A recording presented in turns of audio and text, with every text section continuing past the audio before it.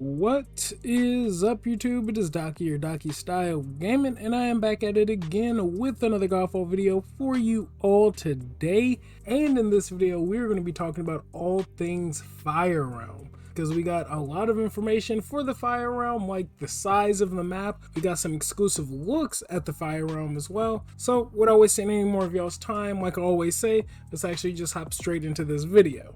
Now, luckily, we don't have to wait too much longer to actually experience any of this, because literally we are a week away from the Fire and Darkness expansion and the free Lightbringer update. So all players are going to be able to experience both the new expansion, if you are picking it up, and the free Lightbringer update. But this video, for the most part, is all about Fire and Darkness, primarily the Fire Realm. Now, thanks to an interview with PC Invasion, we got a look at some brand new concept art that we haven't seen before, and a lot more concept art on the Fire Realm. They sat down and talked to some of the artists that worked on some of the environments for the game, and with that, we got to look at some more new images of the Fire Realm, which all look pretty damn sick.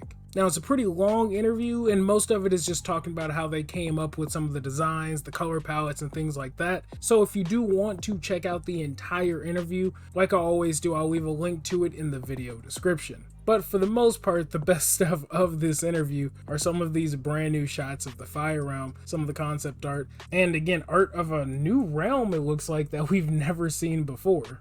I really cannot wait to dive into this next week. Now, moving over to the Game Rant article, they said that GodFalls Fire Realm will be the largest area in the game. Now, to quote the actual game director, they said that the new Fire Realm area coming in Fire and Darkness will be the largest in the game to date. While exploring the Fire Realm, GodFall players will come face to face with brand new enemies and extravagant loot, which they put in quotes, all while taking in some unique sights that should help the Fire Realm stand out from the other realms in the game. Now, a little later on in the article, we did get some of the names of the areas that we'll be able to experience or encounter in the Fire Realm, similar to like the alluvial plains on the Earth Realm. They said that some of the names of the places would be the Obsidian Peaks and the Azure Magma River. So those, I guess, let your imaginations run wild with those, but those are two different areas that we'll be able to experience in the Fire Realm. It then went on to say that fans can count on the Fire Realm being brought to life with GodFall's always impressive graphics,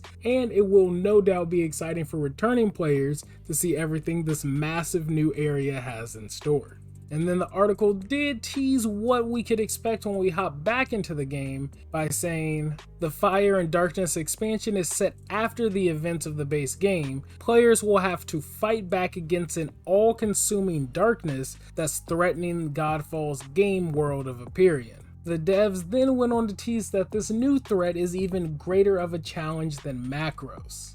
So that will be extremely interesting to see how this new big bad plays in the Fire and Darkness expansion. I really can't wait to see what the whole story is going to be about. They've been real tight-lipped on, which is perfectly fine, but I cannot wait to see where this story is going to go, and the fact that they're continuing the story for who knows how long. Now, lastly, they did tease that we are always listening closely to players and working hard to make GodFall the best game it can be, and we have implemented a number of community requested features and will continue to keep an open line of communication with our fans. Now, I'm happy that they actually mentioned this, because in my upcoming interview with the devs, there are some things that, again, they've been being pretty hush-hush on that I think a lot of fans are going to be happy with. Like, there are some things that players will not find out about until the game actually launches. So I can't wait for some of the players to find out about some of the other stuff coming to the game, but also I can't wait for y'all to find out in that interview as well. But then the article pretty much finished up by saying that the Fire and Darkness expansion and Lightbringer update is going to be coming out August 10th with the GodFall PS4 port and matchmaking as well. And of course, there's going to be cursed loot, new in-game modes, things like that, all coming again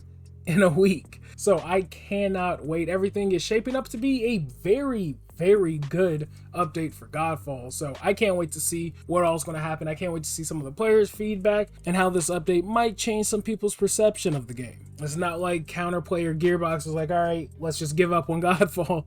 They're coming out swinging, and they've been coming out swinging with most of their updates. They've already had the free primal update, ascension levels, the vendors, ascension powers, depending on how high you get your ascension levels. I mean, it's pretty impressive, some of the stuff that's already been coming out with GodFall, so I really can't wait to see how much better this update's going to make the game. And I feel like this might make the game a more fuller game for some players who might have been a bit apprehensive about picking it up pretty early on. Now, finally, before I wrap it up, GodFall did post on their official Twitter saying that tomorrow, August 4th, players will experience some brief downtime beginning at 11 a.m. Central Time, as we will deploy an update in preparation for the Fire and Darkness and Lightbringer update. It says maintenance is expected to take at least an hour, but of course it could be more, it could be less. But we are getting there, guys. We are so close. Like I said, a week away now from the Fire and Darkness expansion and a Lightbringer update. I personally cannot wait. Let me know if you are excited for it as well,